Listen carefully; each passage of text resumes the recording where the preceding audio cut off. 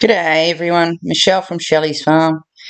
Found these photos from 2004 and obviously it's 2023 now, so 19 years ago, and I thought you might like to see some differences. Well, I bought the place in 1991, so a lot had happened up till this stage. So that's beside the house, and now that's beside the house. The current fountain, which was in the last shot, has now a lovely, beautiful hedge around it. And the decking's out a lot further now compared to what it was back then. It was a small decking, and now this is a lot larger decking. And obviously I've made it into a bird thing now anyway. And this next one is the old ball pump house. That tree, the little green tree there in the corner, my God, it is huge now.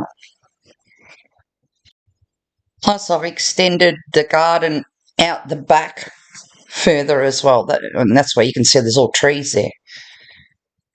This is in the front of the house. You'll see the little gum tree there on the right. It is now that big gum tree on the right, and you can see the Castlewellan Golds down the driveway have grown heaps. Well, there they are there. You can see them, the gum tree, the Castlewellan Golds on the right, and now the gum trees on the left are huge. It doesn't take them long to grow.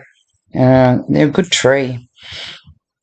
And there's fencing there that isn't there now because I've extended the front of that yard out a lot further now as well. So I can't really see in this photo, but that's where the fence was. And you can see the cabin in the background. Well, that was paddock where my cows were. So a lot's happened in the last 19 years. This next shot's a real shocker, because it just shows how bad the drought was. That's my pig and her little babies. There's no trees. There's not a blade of grass anywhere except around the old stock trough. And now, look at it. There's too much grass now. So it just shows, look at the trees. There was no trees there at all. It's just absolutely amazing what you can do over time. And this shot blows me away. I mean, my poor cows, I struggled to feed them.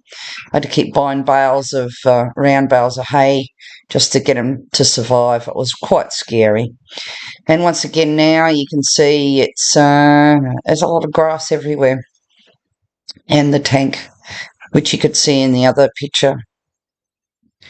And not a blade of grass around the front of the house. It was, I don't know how any trees survived. I didn't have water to spare to water anything. And, well, now, this year I've had too much water and the grass is dead because there's too much water. It's weird. It's really weird the way nature is. But you can see in the background the trees.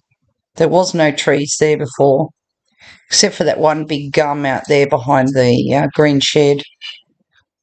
And that's the pear and apricot trees, which now are absolutely massive. Not that I get any fruit because the cockatoos eat them.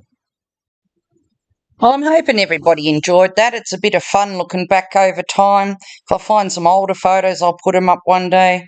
Don't forget to like, subscribe, and ring that bell if you want to see more crazy stuff from around Shelley's. Love you all. Bye.